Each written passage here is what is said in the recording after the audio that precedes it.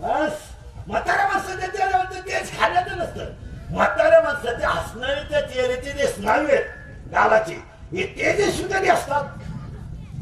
समाधान असलं नवऱ्याच्या घरून मुलगी येताना जर हसत आली ना, हसत गाडीवरून उतरली बापाकडे ऐका बाप हसली ना, तुझं कसं चाललंय हे बाप विचारित नाही का बरं? त्या बापाला माहिती जाऊ दे आपली 5 गुंठे जमीन गेली, पण मुलीच्या गालावर हसू नक्की सांगताय त्या माझ्या मुलीला सुख आहे. बाप एका शेवट मिळवतो हाती ती ताकद आहे. जसं आपण बाबाचं कुटुंब सगळं चांगलं आहे हे तुम्ही सांगू ना त्यांना सांगू कशावर लोक आहे चेहऱ्यावर. 80ला चेहरा असा आहे पहा ना 20-22 6 लाखाची गाडी डिटेल मिळाला शाळेत 2.5 वर्षात. गाडीत मूत कोण चालू या देशाची अर्थव्यवस्था आहे ती काय करतील आता? ही शासन नाही होती सरळ बसायला नाही पोरं पटक्या बैठे बैठे सावधा आणि जोरात उतर द्या पटक्या. पप्पाचं मम्मीचं भांडण झालं तर सगळ्यात जास्त स्पीड मध्ये कोण बोलतं घरात? स्पीड मध्ये मम्मी करेक्ट. आणि भामट्यावानी खाली मान घालून कोण ऐकतो? पप्पा करेक्ट. आपल्या घरात भामट्या कोण? पप्पा करेक्ट. आपल्या घरातला हेडमास्टर कोण? Mummy correct. मम्मी बोलायला लागले कशाला बोलू के आकार नाही उकार नाही गॅरंटी नाही रस्व नाही दीर्घ नाही पूर्ण वाचक चिन्ह नाही उद्गार वाचक चिन्ह नाही प्रश्नार्थक चिन्ह नाही 5-5 वाक्याला पूर्ण विराम नाही. फळकळ सांभाळू मी फळकळ सांभाळू. तुमची आई सांभाळू का? तुमचा बाप सांभाळू का? तुमची बहीण सांभाळू का? शाळा सांभाळू का? बकरं सांभाळू का? कोंबड्या सांभाळू? तो गार झाला का? तुम्हाला तू काहीच सांभाळू नको तुझं तोंड सांभाळ.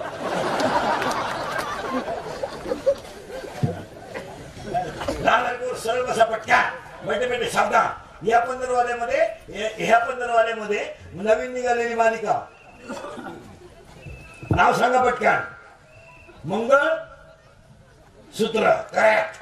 ब्रह्मांड नायक करेक्ट. आणि या 2 वर्षात गाजलेला सगळ्यात भारी मराठी सिनेमा सैराट करेक्ट. जोरात बोला. सैराट मधलं सगळ्यात फोकसचं गाणं झिंगाट करेक्ट. या 2-4 महिन्यात गाजलेलं सगळ्यात भारी गाणं बाई. जोरात बोला बाई भाडीवर या करेक्ट. सुरू तुझा माझ्यावर भरोसा नाही का? मला आमदार झाल्यासारखा आज देश विकासाच्या दृष्टीने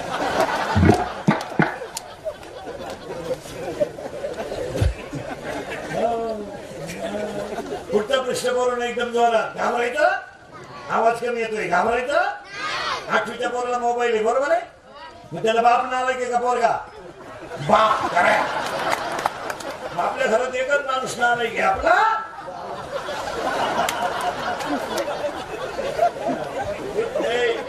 नाही विचारित नाही विचारित.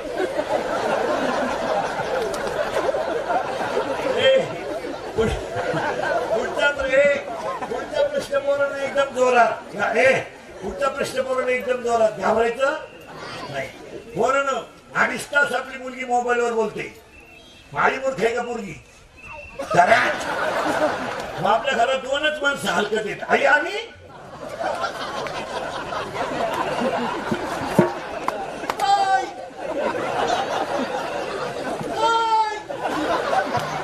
हा मार्गशीर्ष महिन्यातल्या 4 गुरुवारचा प्रसाद आहे.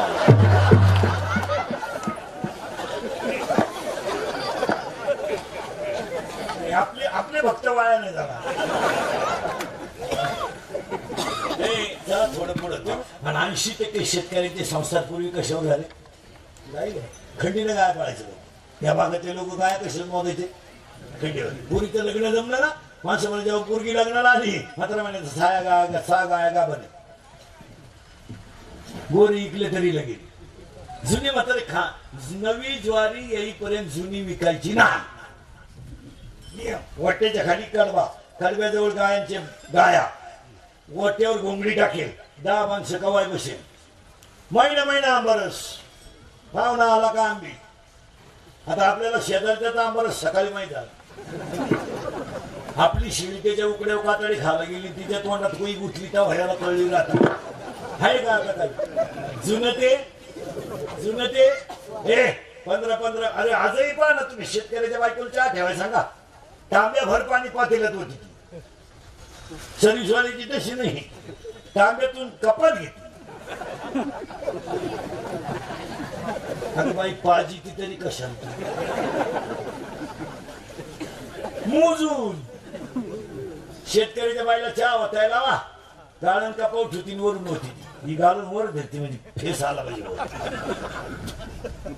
शेतकऱ्याच्या घरात चहा पिऊन पाहा तुम्ही कपातून बशी श्रीमंताच्या घरात कपाट डोकायला लागत चहा आहे का दरिद्री दरवाजा लावून जेवणारी माणसं ही समाधानी नाही त्यांच्या घरात जाऊन पहा तुम्ही माणसं मुजीत येते जेवायलाच बसले ना मुजीत येत माणसं शेतकऱ्याच्या घरात तसं नाही पिठलं भाकर पण दणकून हा किती मुजीत यात आणि एवढ्या चपात्या वाढती शेतकऱ्याला भरपूर घ्या काय लागे 15 मिनिटं ताटली वाजित तरी वरानी आता एवढ्या चपात्या झाला ते का शेतकऱ्याला तो चांगला गांजा प्याला तर बैल बसतोय चपात्या गांजा शेतकऱ्याच्या घरात अजून आरोळी देऊन चहा येतो खाणारे चहा वजन आहे श्रीमंत खिडकी जवळ जाते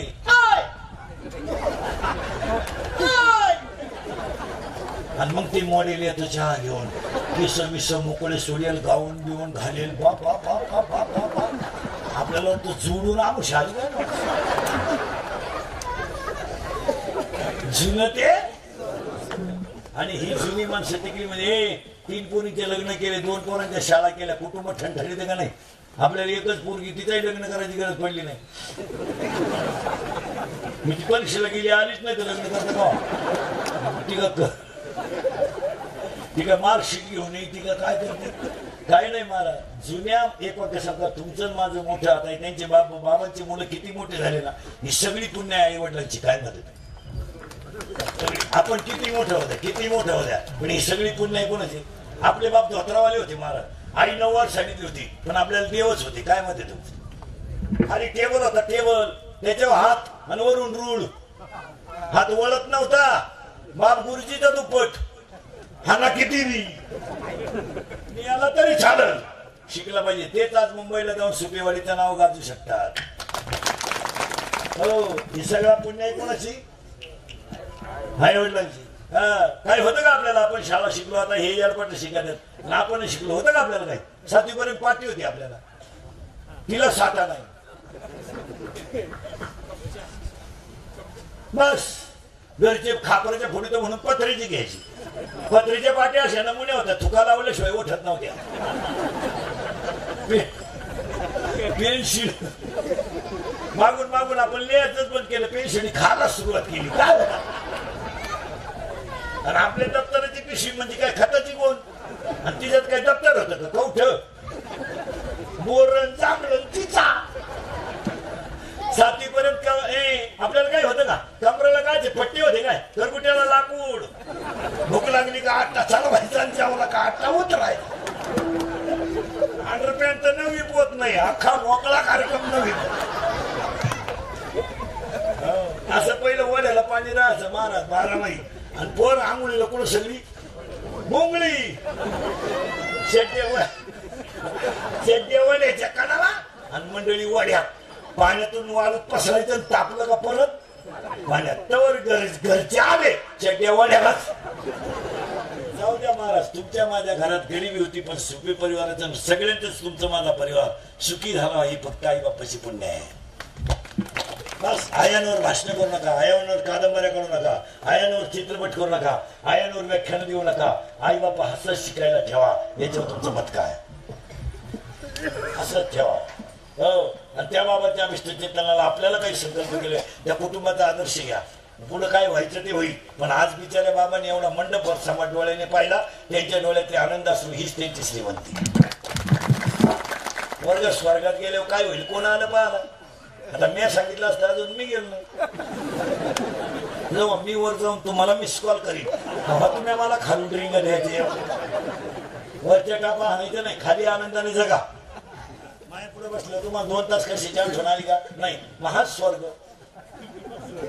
मी मरण ना महाराज म्हणजे मरणार नाही 5-25 दिवस, पण तुम्हाला आपलीच आठवण येणार. ही इंद्रिकाची कीर्तने महाराज. काल खरंय, आज खरंय, उद्या खरंय. फक्त 2-4 मुद्दे तुमच्या पुढे मांडतो. बाबाच्या अभिष्टचिंतनाला पहिलं वाक्य, आई बापा हसत ठेवा. याच्यावर तुमचं मत काय? दुसरी गोष्ट, आता एज्युकेटेड लोक, पुढारी बिडारी कार्यकर्ते लोक नीट ऐका. कालमान बदलत्यानुसार आपण आता बदल करणं कालाची बोला. आता सगळी माणसं आपल्याकडे माणूस मेल्यावर कुठे जातात? नदी, स्मशानात. आणि ती राख तुम्ही कुठे टाकता? नदी. पाया पडतो तुमच्या. आज बाबांच्या 80 लावा ह्या परिसरातले लोक सगळे ध्यानात ठेवा, ती राख नदीत टाकू नका. नद्या पवित्र ठेवा, परिणाम निसर्ग कोपला आहे. नदी ही माता आहे. तुम्ही काशीला गेले तर आंघोळ कोण करणार? नदीत. आळंदीला गेले तर नदीत, पंढरपूरला गेले तर मग पाया पडतो तुमच्या. तिला गुणीत भरा, गुणीत भरा. घरी आणा, घरी घेऊन या. 2 टोकऱ्याचं राख येते, ती गुणीत आणा, घरी घेऊन या. शेतात एक खड्डा घ्या, त्या खड्ड्यात ती राख टाका आणि त्याच्यावर आई वडिलांची आठवण म्हणून एक झाड लावा. या शुभेच्छा. नदीत टाकू नका. पाया पडतो तुमच्या. नद्या अमंगळ झाल्यामुळे निसर्ग कोपला. तुम्ही माना नाही तर नका मानू. नद्यांना पावित्र्यच राहिलं नाही. अजून 2-4 मुद्दे सांगणार मी. तिला घरी घेऊन हे तुम्हाला पटतंय का सांगा. आणि झाड लावा. आणि झाडं लावणारी पुढारी ध्यानात ठेवा. वृक्षारोपणावर भाषण करू नका आणि वृक्षारोपणावर प्रसिद्धी करू नका. प्रत्येकानं नागरिक म्हणून झाड लावा. भाषणाला झाले. आता इंग्रज गेल्यापासून भाषण ऐकवते आपण. परत इंग्रजी याची वेळ आली. दरवर्षी जून महिना आला तर झाडं उठली. झाडं गेली कुठं लावलेली. 1 जून पासून मीडिया पेपर, मीडिया पेपर. आता 15-16 शाळा सुरू झाल्या तर लगेच गुरुजीच्या हातात छडी. पोरण फोरान टिकावा, खुरपान हे खड्डा, टिकाट ते खांदाय. गुरुजी उभा. उकर उकर उकर उकर उकर उकर ते काढते उकरायला. लगेच एखादा पुढारी येणार. लगेच त्याच्या मागं पेपरवाले, फोटोवाले, ते तर हजरच. सका सका सका लावा लावा. मिळालं झाड. पेपरला बातमी येईपर्यंत झाड मिळालं. झाड. मुलीनं बापाच्या घरी माहेरची आठवण म्हणून एक झाड लावून जा. आणि नवऱ्याच्या घरी गेल्यावर मी या घरात लक्ष्मी आली म्हणून एक झाड लावा. 10वीला असणाऱ्या मुलीनं मी या शाळेची विद्यार्थिनी होते म्हणून त्या शाळेत एक झाड लावा. आणि विद्यार्थ्यांना मी या कॉलेजमध्ये शिकलो म्हणून एक झाड लावा. कीर्तनकारांनी भजनेनी गावात झाड लावा. आणि पुढाऱ्यांनी, ग्रामपंचायत सदस्य आणि सरपंचांनी गावानं आम्हाला 5 वर्ष मोखंडी घेतलंय म्हणून एक झाड लावा. पुढारी झाडं नाही लावती, फक्त भाषण. भाषण मंत्री बिंत्री याचा असला का मग कपडे लावा ना. रोग आला का झाड लावा. प्रत्येक गावात झाड लावलं तर पुढच्या वर्षी तापमान 45 ते 35 वर येईल. नाही तर लिहून ठेवा, पुढच्या वर्षी तापमान 65 डिग्री होईल. 3 वर्षामध्ये तापमानाची वाढ डायरेक्ट 10-5 पटीने आहे का नाही? गेल्या वर्षापेक्षा यंदा तापमान जास्त आहे. कार्बन डायऑक्साईडचं प्रमाण वाढलंय. निसर्गात समतोल राहिला नाही. आणि झाडं लावताना लिंबाची लावा.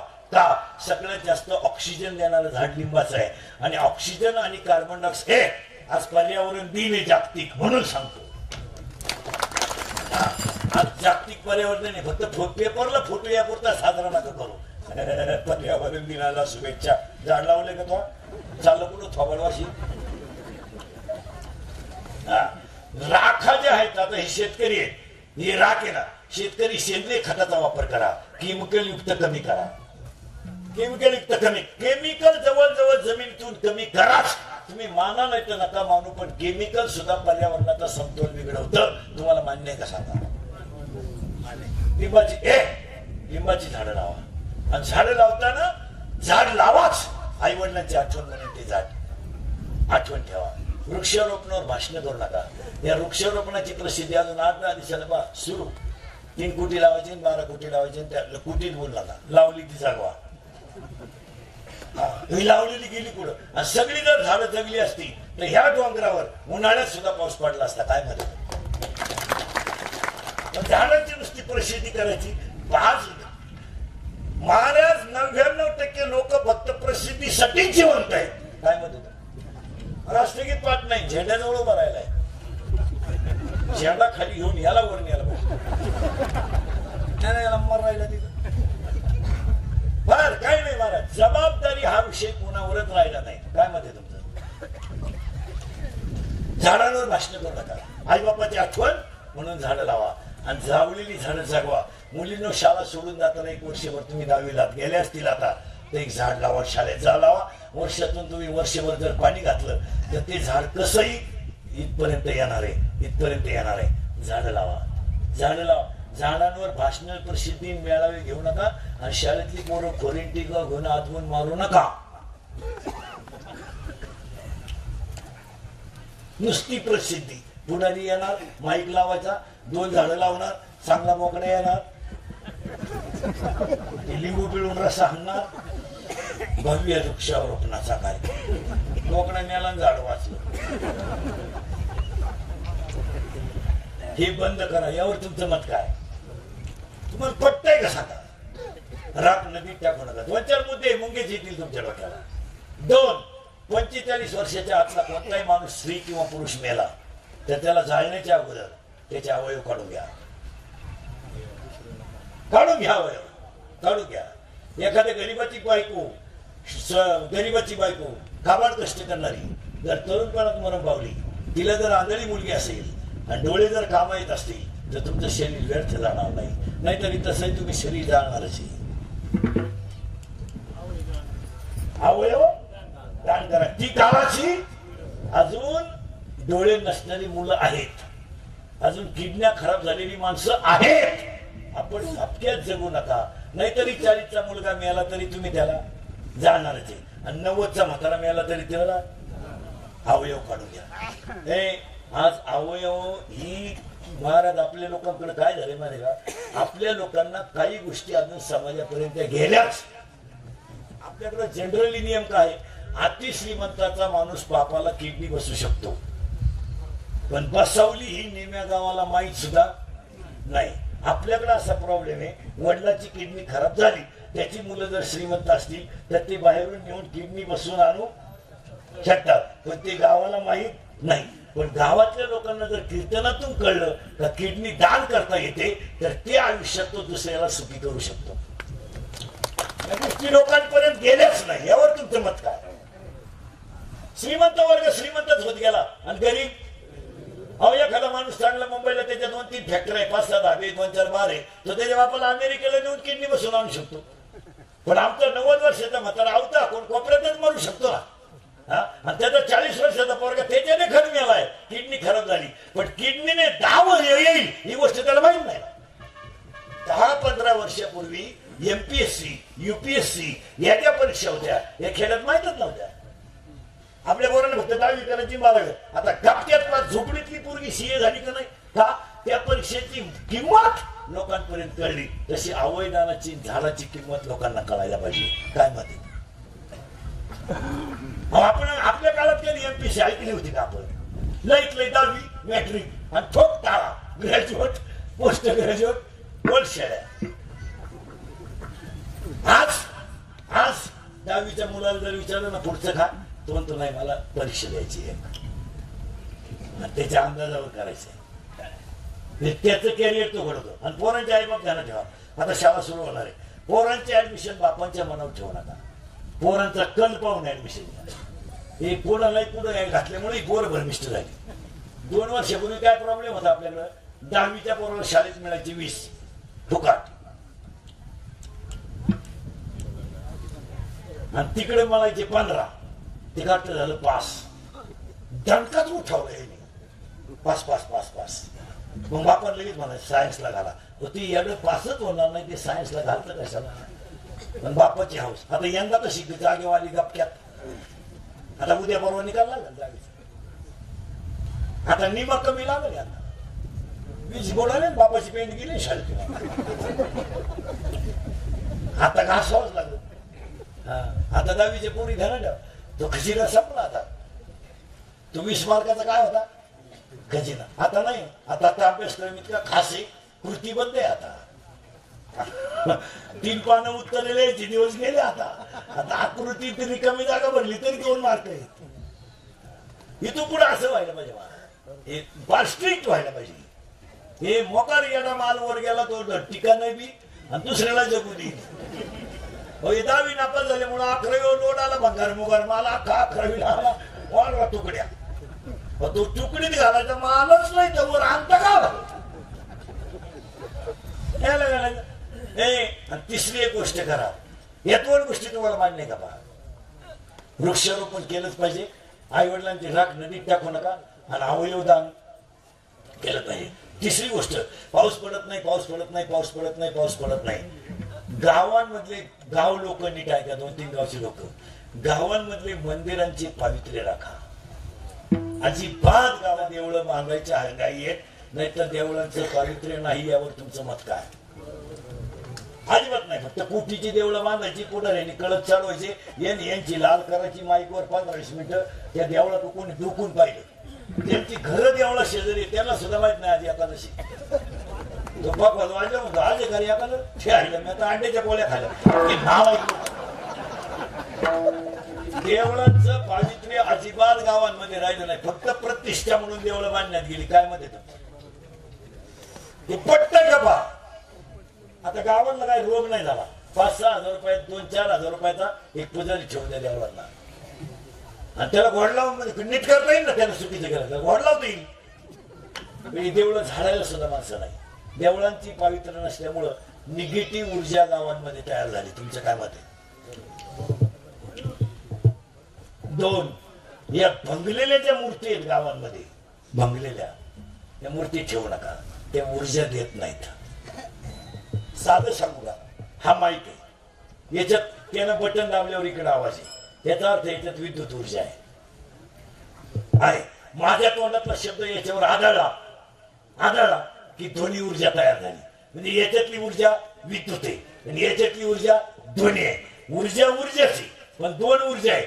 विद्युत ऊर्जेचं रूपांतर कशा झालंय ध्वनी ऊर्जेत. पण मंडपाचं कापड हल्लं ही नैसर्गिक ऊर्जा आहे. मंडपाचं कापड हल्लं कोणी हलवलं का नाही. मग ती नैसर्गिक ऊर्जा आहे. तसा गावांमधल्या ज्या भंगलेल्या मूर्ती आहेत ह्या ऊर्जा निगेटिव्ह देतात. ऊर्जाच देत नाहीत. आता 2-4 दिवसानं गावाला तरुण पोर सगळे 2-3 दिवसात निम्मी देवळं येड्या बाबडीत गुंतल्यात. जरा कुराड घ्या की मंदिरांचे परिसर पहिले स्वच्छ करा. तुम्ही माना नाही तर नका मानू महाराज पण पावित्र्यावरच पाऊस आहे. तुम्हाला पटत असलं तर पहा. हवामान खात्याचं नका नाही लागू. त्यांनी तो ईडी ठरवल्यात लोक. ते आत्ताशिक म्हणतात केरळला आलाय आपल्याकडे परदेशी सुरू झालाय. मी रात्री बार्शीला होतो तर पावसामुळे कीर्तन कॅन्सल झालं. इतका पाऊस झाला आणि आपलं त्यांनी ते नादी लावल्यात लोक. गेल्या वर्षी असंच केलं त्यांनी. एप्रिल मध्येच म्हणजे मोकार येणार पेरलं लोकांनी अजून उतरलं. यंदा 15 दिवसापासून हवामान खात्याने दणका उठवलाय. लांबला आला शक्यता आहे. दाट शक्यता आहे. परदिवशी म्हणले बंगालच्या उपसागरात थांबला. मग नाश्ता करीत होता. काल परवा लगेच म्हणला आगे कुछ शब्द त्यांचाच आहे बरं का. आगे कुछ. आज लगेच बातमी आली सकाळी 15 दिवस. मग परदिवशी पडलं आणि काल पडलं ते काय राखेल पडत होतं. हा मग देवांचे पावित्र्य ठेवा आणि प्रत्येक गावात परिस्थितीनुसार पर्जन्य याप करा तरच पाऊस पडेल. गाय वाचवायची असेल तर यज्ञ करावा लागेल. दुष्काळ नाही. दुष्काळ कोणला नाही. दुष्काळ जाऊ द्या. दुष्काळ सोडून द्या. दुष्काळ फक्त दोघांनीच भोगलाय. एक शेतकरी 2 त्याच्या दारातली गाय. तिसरा कोणला दुष्काळ आहे. कोणला उत आला पैशाला ह्याचा दुष्काळ. लोक इतके उतटले रात्रीच्या लग्नाला नवर देवा छत्री धरतात.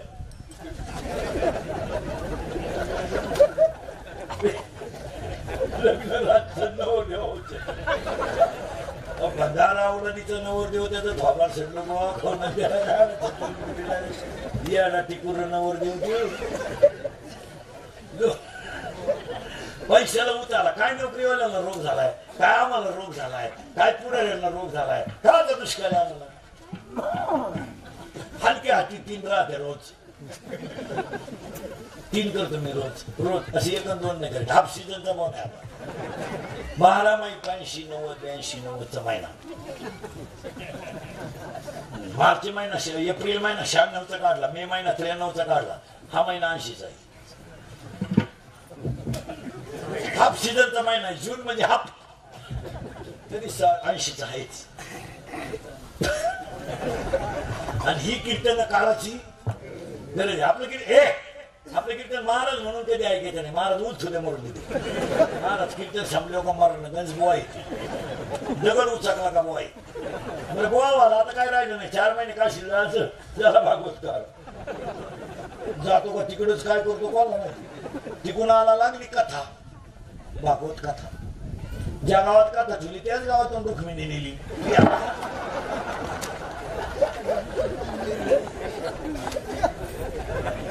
स्वयंवर नाही झालं पण सत्य कथा झाली. फक्त खऱ्याची आई मिली. आमच्यासारखे तर थोडं खरं आहे पण स्वागत, पण ते खरंच आहे. आता तरुण पोरांना इंद्रिकेचा राग येतो बा, दारुड्याला लई बोलवतो, त्याचे काय वापस पेतो का? तुम्ही माझ्या बापाचे नाही पेत, तुमचा बाप तुम्हाला खाणेकरी झाला हे वाईट आहे. तुम्ही माझ्या बापाची पेत नाही आणि तुम्हाला कोण म्हणलं दारू पिऊ नका? तुम्हाला असं कोणतं म्हणलं पठ्ठ्या का दारू पिऊ नका? पेलच पाहिजे. कॉलेजच्या पोराला जर फ्रेंड नसेल त्या पोराला बाकीचे मित्र कमकुवत समजा द्या. पुरीला जर बॉयफ्रेंड नसेल, पुरीचे बाकीचे पुरी तिला म्हणते तिला जमलं नाही, तो याला का होईना निदान गाडीवर फिरवायपुरता, मोबाईल बॅलन्स टाकण्यापुरता, मातीत घालण्यापुरता पण बॉयफ्रेंड पाहिजे.